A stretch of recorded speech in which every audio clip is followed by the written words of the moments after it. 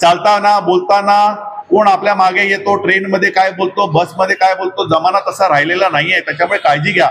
ही सरळ सरळ खंडणी वसूल केली गेलेली आहे.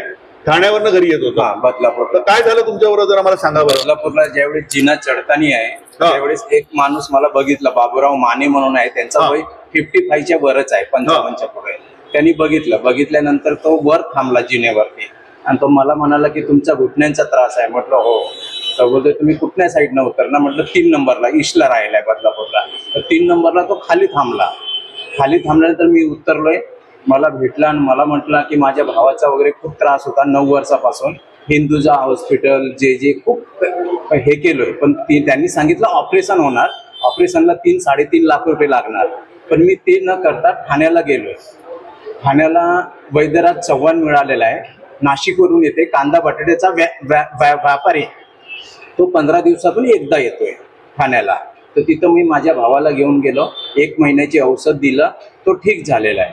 तर तुम्ही पण तिथे जा असं त्यांनी खूप मला सहकार्य केलं आणि खूप प्रेमाने असं सांगितलं त्यांनी. आणि 2-3 वेळा त्यांनी मला फोन केला, तुम्ही गेल्या का ठाण्याला. मी म्हटलं नाही सर. 6 जुलैला मी दुपारी 2:30 वाजता गेलो ठाण्याला. मी त्यांना फोन केल्यानंतर ते म्हणले उत्कर्ष नाक्यावर या, रिक्षा पकडून मी तिथं तुम्हाला घ्यायला येतो.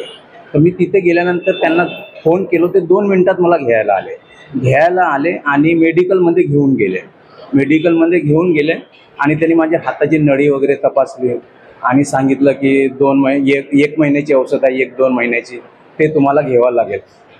मी त्यांना म्हटलं की मला ह्यावेळेस पैसे नाही आहेत, मला काही औषध घ्यायचं नाही, किती बजेट होईल ते सांगा.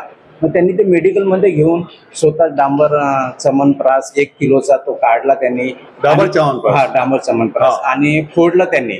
आणि जो मेडिकलवाले होते बसले, त्यांच्याकडून ते तोड्याने औषध मोजायला लागला आणि ते घेऊन 10,000ची आहे, 20,000ची असं तो वास घेऊन त्या डब्यात येऊन तो मिक्स करायला लागला वैद्यराज चव्हाण.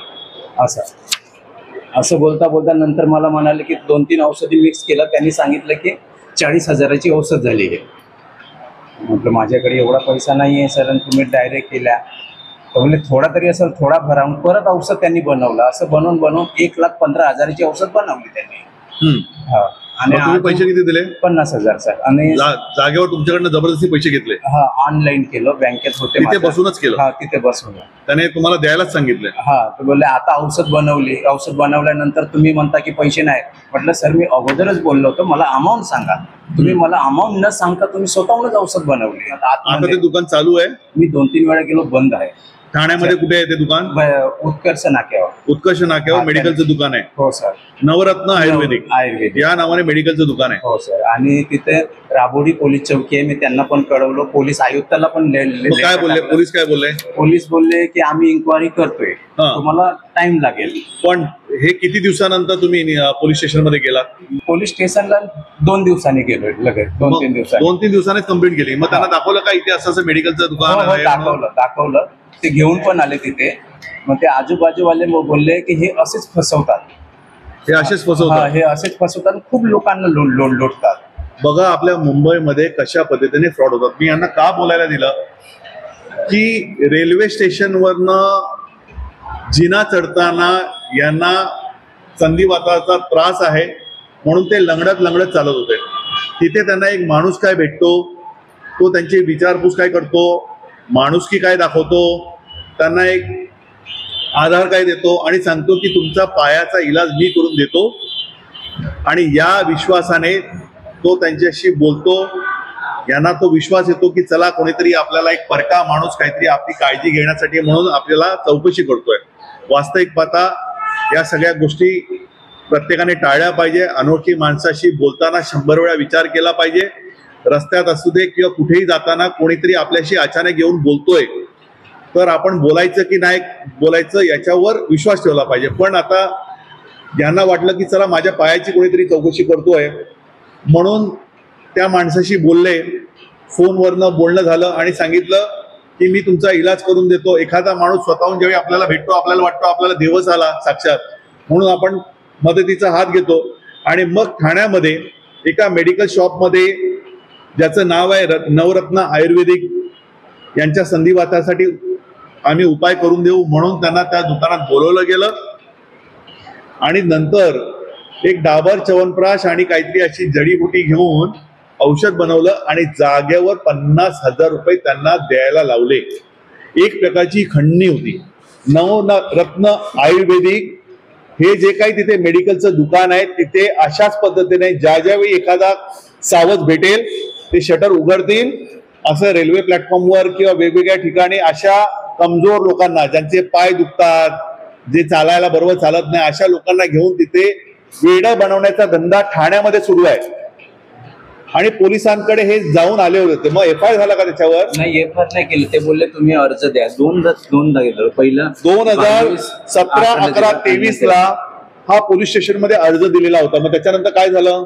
त्याच्यानंतर 3-4 वेळा गेलो, पण ते म्हटलं काम चालू आहे. हा फोन उचलतो का माणूस? आपण याला फोन करूया. वैद्यराज चव्हाण फोन उचलतो? त्याचा फोन बंद म्हणून दाखवतो, पण हा कोण फोन उचलतो? मग बाबूराव माने. तो कोण आहे? तो मला बदलापूर स्टेशनला मिळाला. त्यांनीच मला मार्ग बदलापूर स्टेशनला भेटला. आपण त्याला फोन करूया.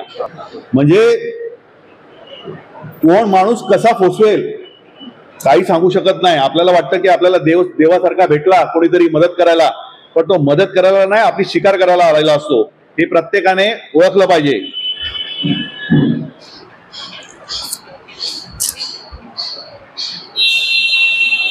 कोणाचेच नंबर चालू नाहीये. मी सगळे नंबर लावून बघेन, जेथे जेथे शक्य होईल ते. कोणतेच नंबर चालू नाहीये. म्हणजे ज्यावेळी तुम्हाला एखादा स्कॅम करायचा असतो त्यावेळी हे नंबर चालू करतात आणि बाकीच्या वेळी हे सर्व नंबर बंद करतात. आज म्हणजे मग असा संशयाला कुठेतरी सुई राहते की ही सर्व जी मिळी भगत जी होते दुकानामध्ये, कुठे ना कुठेतरी हे सगळ्यांना माहिती असतं की या दुकानामध्ये असे काहीतरी व्यवहार होतात आणि मग कारवाया तरी पण होत नाही. तुमची चुकी आहे हे तर मान्य आहे, पण मी माझ्या पद्धतीने प्रयत्न करतो. कारण काय माहितीये का, तुम्ही ज्यावेळी आलात मी जायच्या गडबडीत होतो, पण आपली एवढी अक्षम्य चूक आहे की एखाद्या आपण चालत असताना कोणीतरी अचानक आपल्याला येऊन भेटतोय आणि आपल्याला विचारतोय.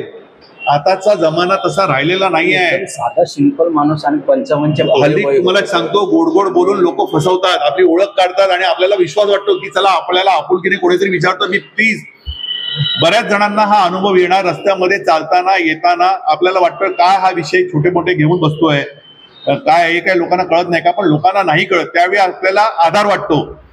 चालताना बोलताना कोण आपल्या मागे येतो, ट्रेनमध्ये काय बोलतो, बसमध्ये काय बोलतो, जमाना तसा राहिलेला नाहीये. त्याच्यामुळे काळजी घ्या.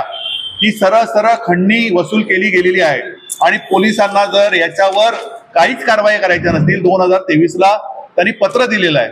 एकदा तरी तुम्ही शहानिशा केली पाहिजे, त्यांना शोधलं पाहिजे. मी येतो ठाण्यामध्ये, आपण बघूया त्या दुकानदाराला, आपण शोधूया. भेटला तर बघूया, आपण त्याचा जाब विचारूया आपण. मी तुम्हाला पुन्हा कॉन्टॅक्ट करतो. मी ठाण्यामध्ये स्वतः येतो. ठीक आहे? थँक्यू.